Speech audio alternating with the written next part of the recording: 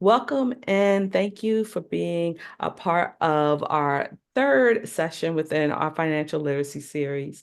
My name is Denise Moore. I'm the Director of Education for the Community Foundation, and we are so excited to be partnering with Delta Community Credit Union to discuss financial literacy. And this session is one that I'm excited about because this is talking about understanding finances as a young adult. And I know we're going to be going into credit scores. So this is going to be a really jam-packed one. So let's not hesitate and let's get started. Tionna Skipper, thank you so much for being here.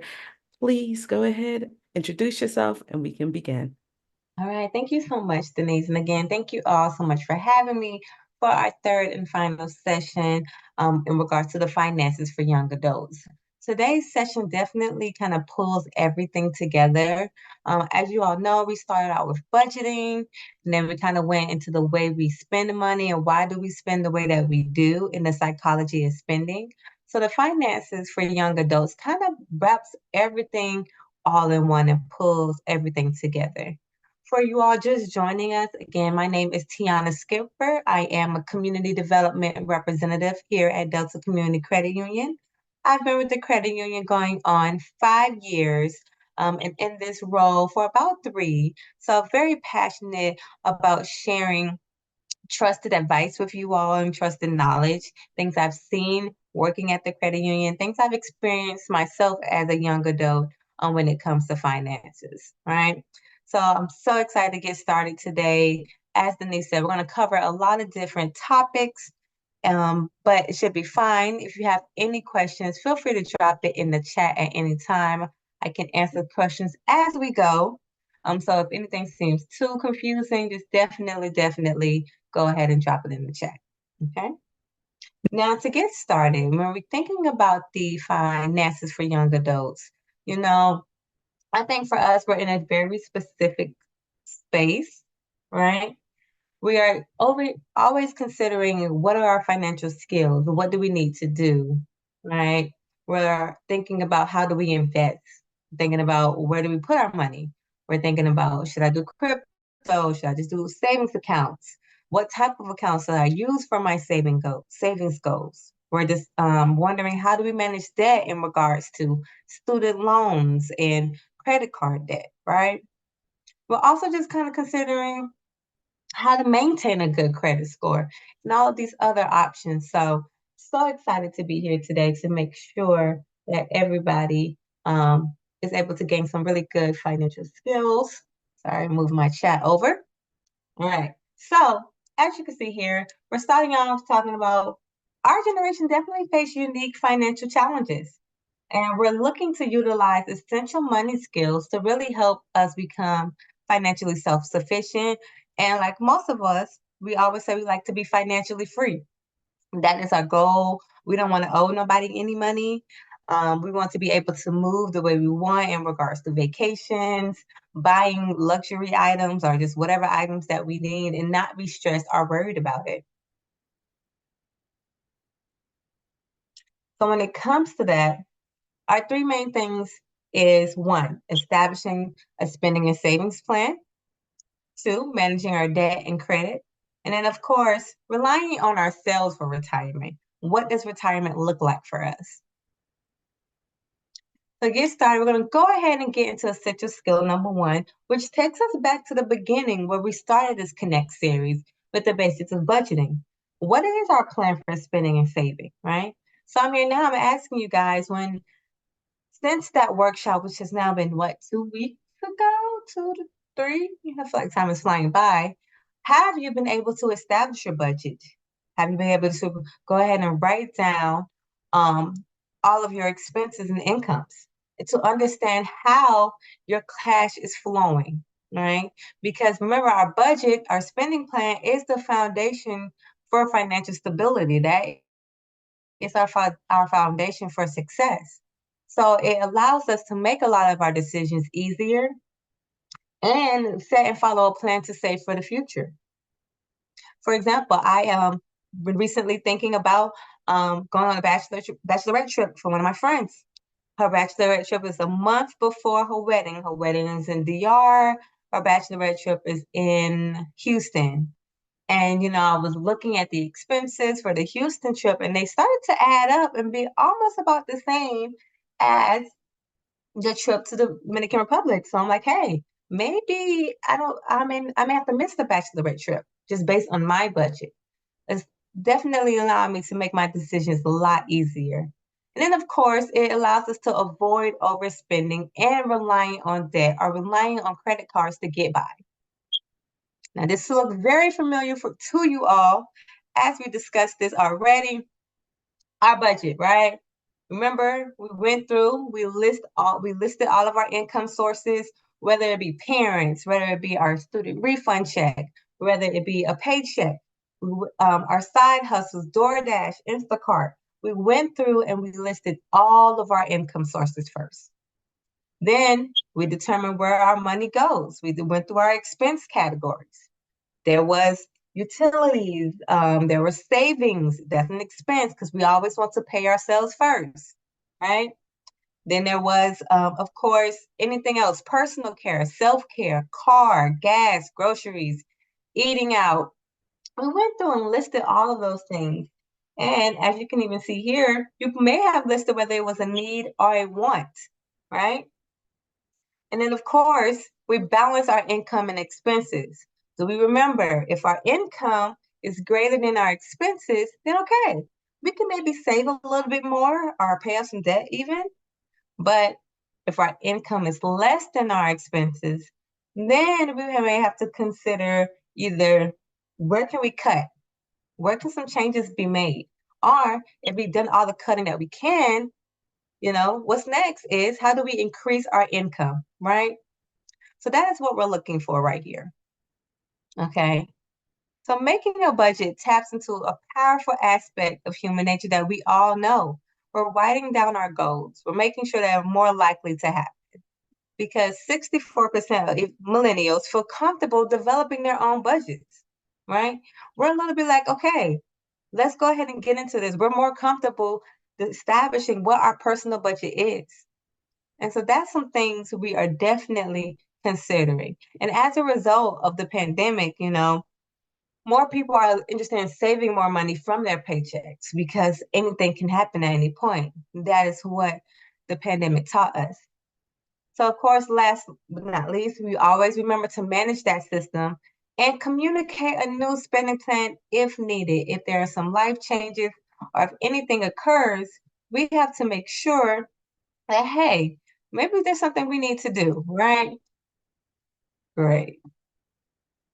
So, as that, we move from creating our budget. Maybe we're wondering how much to save for emergencies. Yes, encourage your friends to keep their budgets. Make sure that we're all being involved, right? So that's the next thing. Also, when you're thinking about saving for emergencies, like how much money should go into my emergency savings account, let's consider what does that look like, right? A lot of times people want to have at least 6 months worth of savings in their emergency savings accounts just in case anything happens to have a real cushion. Or if you're a little bit more relaxed, you can do at least 3 months. But how do you calculate that? It's right here on our slide here. You're going to add up the cost of the necessities, not the wants, the necessities expenses, right, per month. And then you want to multiply that by 3 or 6. So that way you can understand how much do you actually need in that emergency fund to prepare for emergencies. There has been a lot of layoffs lately that we have seen, especially in the tech industry and startups. Having that emergency savings fund provides that cushion as you are looking for your next place of employment, or whether that be starting your own business. This is the amount that you typically want to have in that savings account. All right. And then what kind of account should you put that money in? Just look for a few choices. You have your short term, medium term, and long term choices. So when it's something like short term, you want to have easy access to the cash. A lot of times we say put that money in a savings account or a money market, right? Just because you have easy access to the cash and you'll be able to retrieve it when you need it. And then, of course, If you have a little bit of time, if you're saving for something specific and want to gain a little bit more interest, maybe you consider doing a CD or putting your account in some conservative funds, right? So that way it can earn a little bit more while it's waiting over there. Next. And then, of course, when we're thinking about long term, we're also always thinking about our 401ks, IRAs. That's what we're looking at when we're thinking about budgeting for a long term plan, mutual funds, stocks. That's kind of long term when we're thinking about putting our money and saving our money in those right accounts. Because as we know, our interest rate is the amount of interest paid to us as we let our money sit there. So, what does it look like? Okay. What does it look like for you?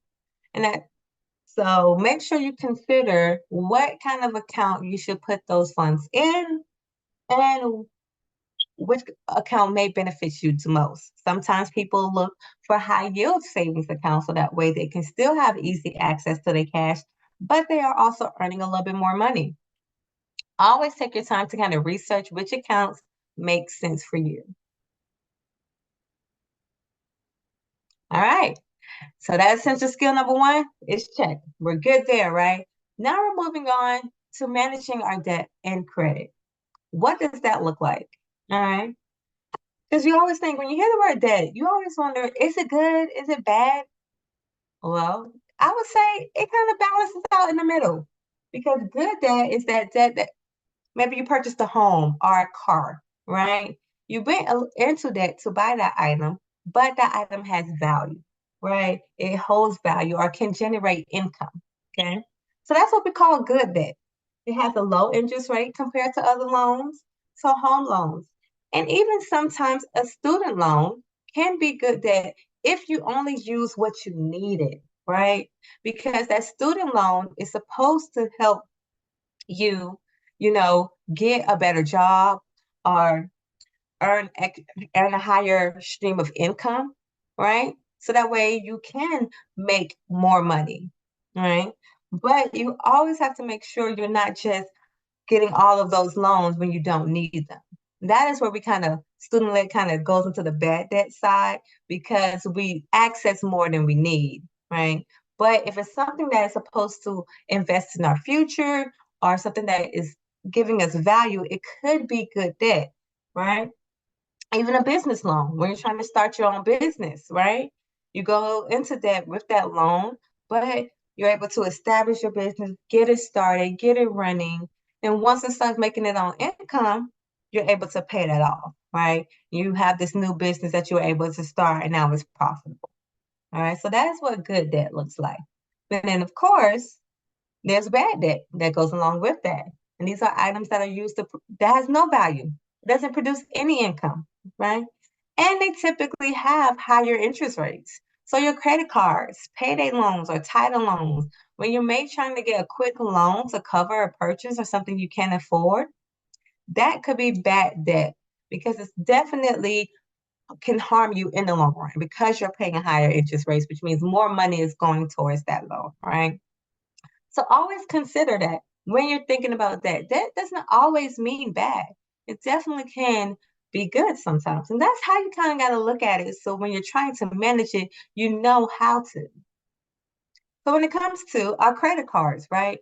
Some people are like, no credit cards, I don't want any. Fine, preference. And then some of us, we have one or two. And then there are others who have multiple credit cards. Wherever you stand, you just want to really look at how much did that purchase really cost you. So here's our example. Jason buys a $1,000 television on a credit card that has 19.9% interest, which is pretty average for credit cards, right? So let's say he only pays the minimum payment.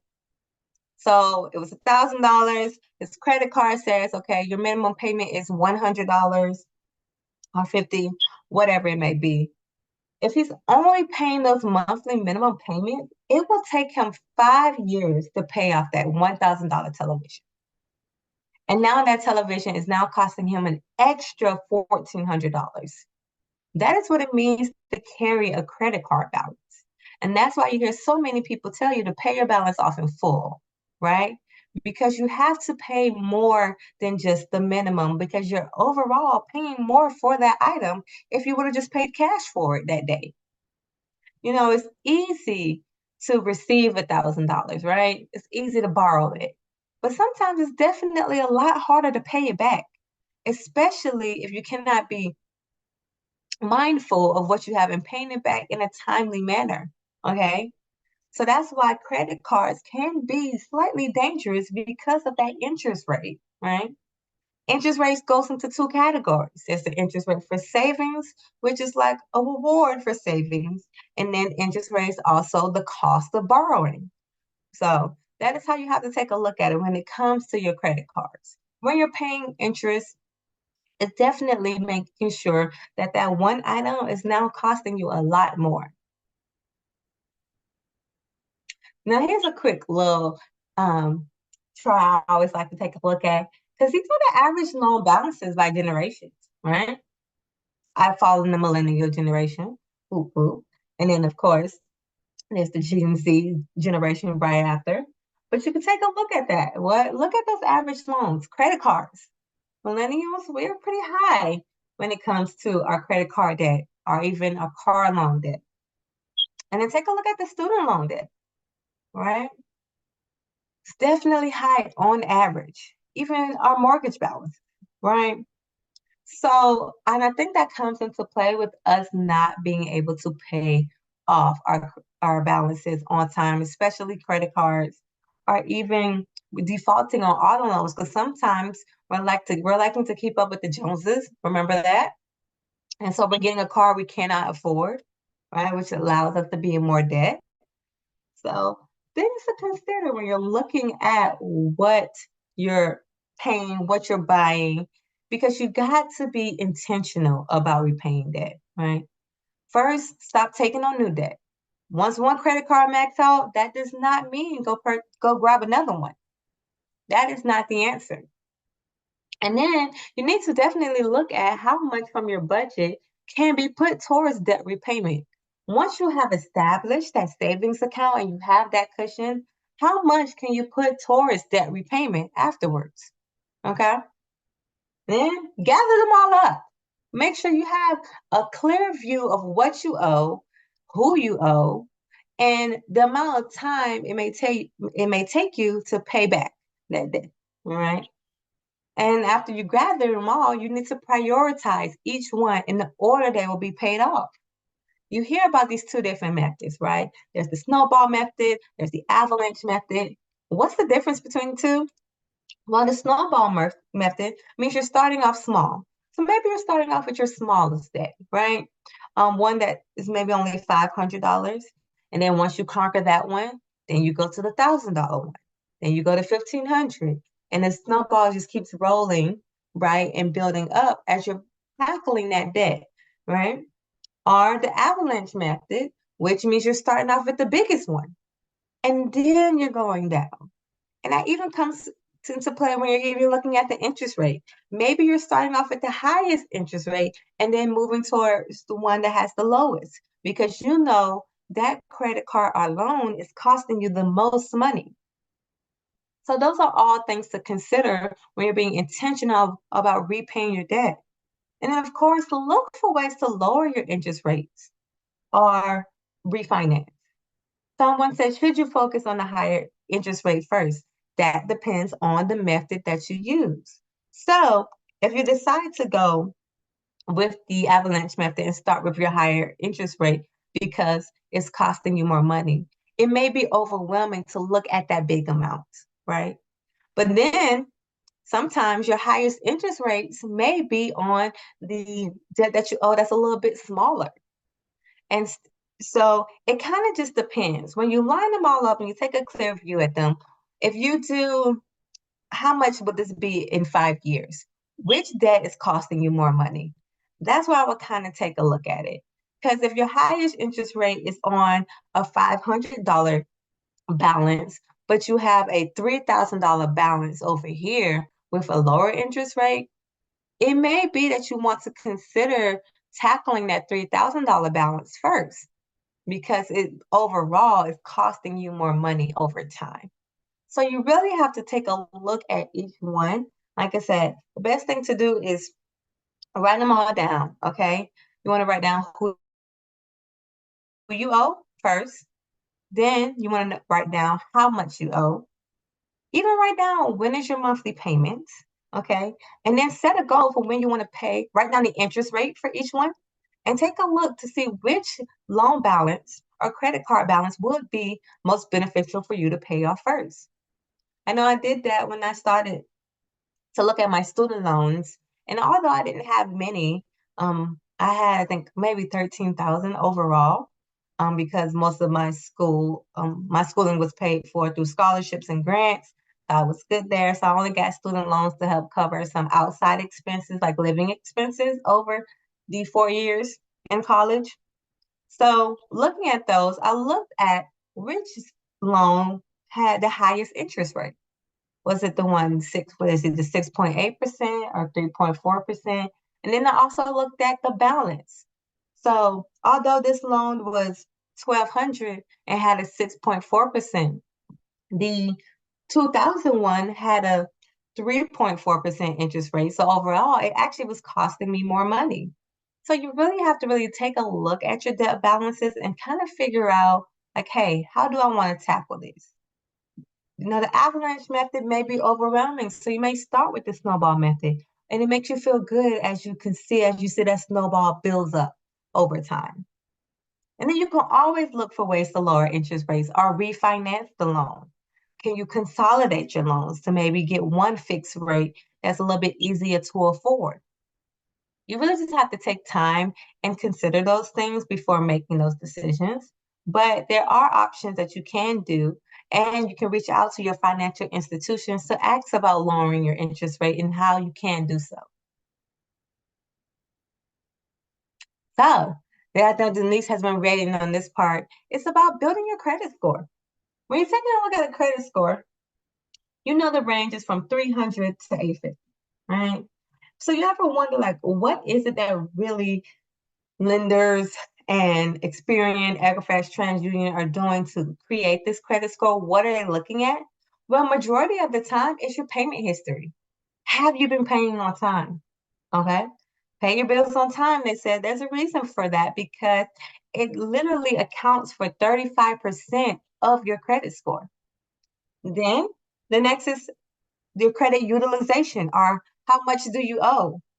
I know you may have seen on TikTok or other social media financial literacy influencers say, well, you want to make sure you owe less than 30%.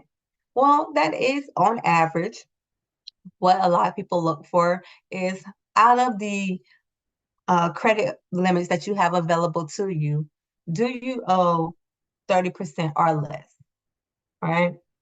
So being mindful of your credit cards and paying down those balances, right? Then they also look at the length of your credit history. How long have you had credit?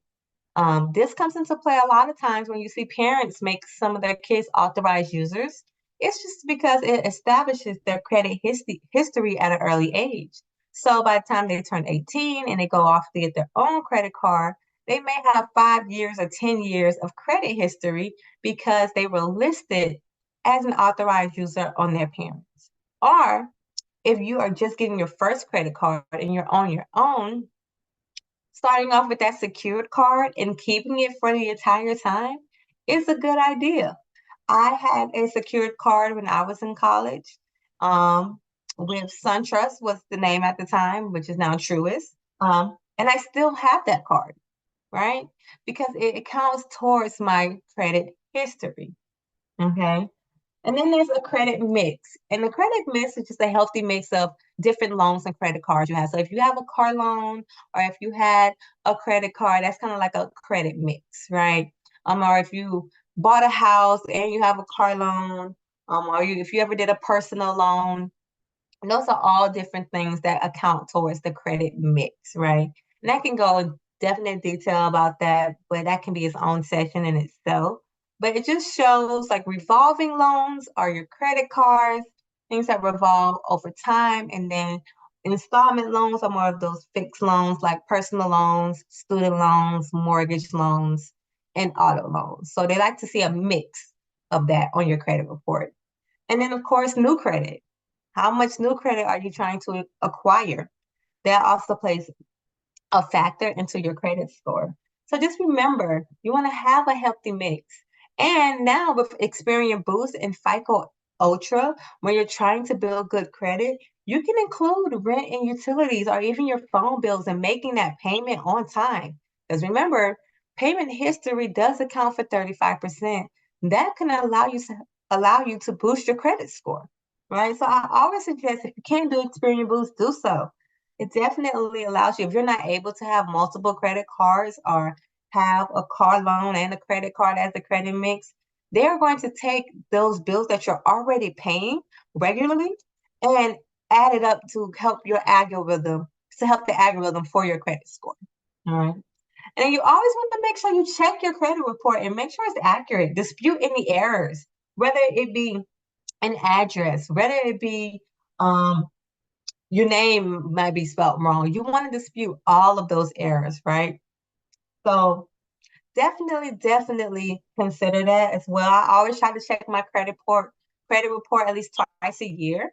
You can sometimes do 3 times a year, like the beginning, the middle, and the end on annualcreditreport.com, which is a free way to access your credit report at least twice a year. Definitely do so. So that way you can just check it for any errors to make sure all of the accounts that is listed on your credit report is accurate. You want to also make sure the balance are accurate and then dispute them if they're not. Okay. Now we're on to skill number 3. How do we become self-reliant for retirement? Oh, what does the future hold? We're always thinking about the future and what the future looks like, right? There's so many things that you have to consider. But as we look at it, for us, there's conversation in regards to no longer having Social Security benefits, or there's no more pensions for private sector workers. And us younger generations, are expected to have a longer life expectancy, which is great. But it's also making sure that we need to have the finances to support that. So take a look at this. The median 401k balance for young Americans under 25 is only $1,786, according to some retirement data we received from Vanguard. And then for the age range of 25 to 34, it's the average balance is 14,000. So when you have an employer who has a 401k, remember we talked about employee matches when we were looking for ways to save money. This is one of those. Because think about it. If you are trying to retire at 65 and at 35 you only have 15,000 um in your retirement account, you may only have 30 to 45,000 by the time you turn 65 or 70. That's not enough money to retire and live on for the next 15 to 20 years, 20 plus years after that. So what does that 401k look like? Right. Somebody said that 1786, that's not even enough for rent. Exactly. Those employer matches are key when we're thinking about the future and our retirement savings. Are we really putting money to the side for retirement? I can say I was late to putting money aside for retirement and thinking about that. But you definitely got to start looking into 401ks, IRAs, whether traditional or Roth. Definitely look into those and what that may seem. At Delta Community, we have our retirement and investment services team that is able to help guide you and advise you on what type of plans you should make for retirement. Honestly, you should start in your 20s. A lot of times we don't think about it until we're hitting 30, 35, into our 40s, but we should start thinking about retirement in our 20s because then it's allowing us to save money for more time. All right. And so when it comes to how much to save for retirement, a lot of people like to go with the 4% rule. You can withdraw 4% of your principal balance every year to live on, and then you multiply that by your annual expenses by 25, which equals the total amount you need to save. So step 1, estimate your monthly retirement expenses. Like what are you spending money on, do you think, when you retire? I mean, I know mine definitely probably won't be 4,000, maybe closer to 10, 20. So, all right. So then we do that. Then we're going to subtract any Social Security or other expected retirement income. And you can reach out to ssa.gov to find out that information if you need to in regards to Social Security. After you get that number, you of course want to multiply it by 12 to account for an annual year, and then multiply that number by 25 to get your retirement goal, right? And I have shared a lot of resources with Denise for you to have, calculators for you to have, and toolkits.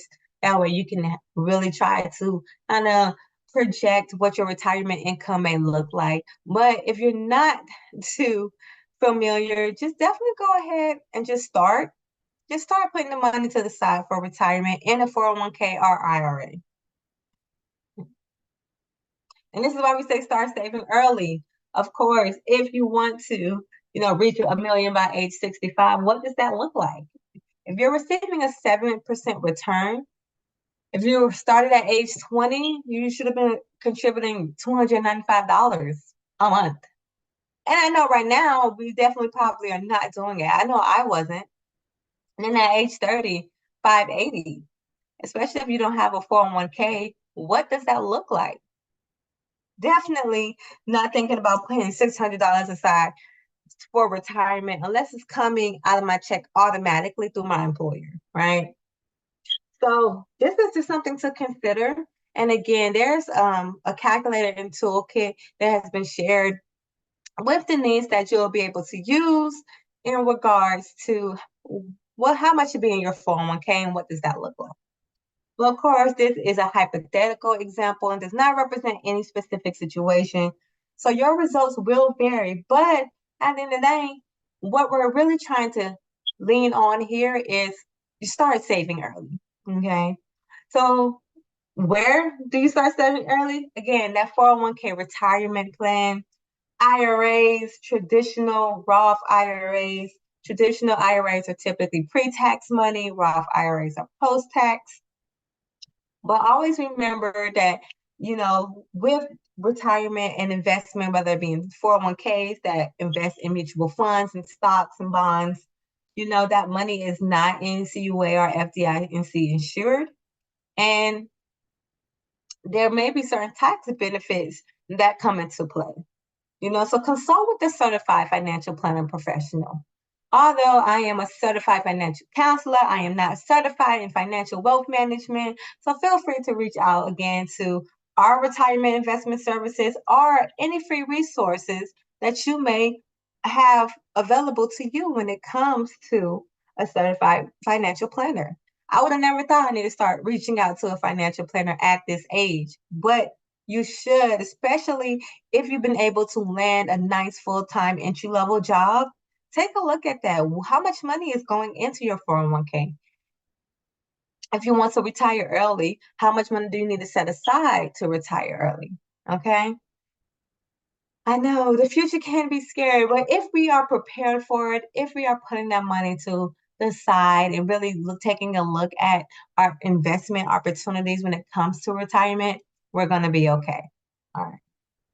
So here's a little quote my colleague likes to put in here that investing should be more like watching paint dry or watching grass grow. All right. It takes time. You have to be patient, right? You playing the long game unless you're like a hedge fund manager and you're just on that show. What's the name of that show on Showtime? Billions or something like that. Unless you're on that show, take your time. All right. Or if you want some excitement, go to Las Vegas, right? So just make sure you're patient and giving yourself grace. Okay. So as we wrap this all up, here are some final thoughts. Short-term goals, know where your money goes. Protect your assets, meaning establishing an adequate emergency savings account, right? Paying yourself first, establishing that budget. Ensure you have proper insurance coverage, health insurance, just in case any medical bills happens, car insurance, we need that, right? You got to pay down debt, okay? Those are some of our short-term goals. And then our long-term goals, avoid that lifestyle creep as you earn more.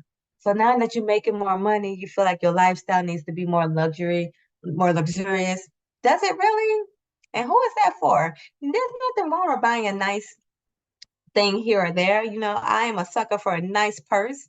I get one every once in a while, but definitely when I'm living between my means. I mentioned after paying Klarna and how those things can come and creep up on us.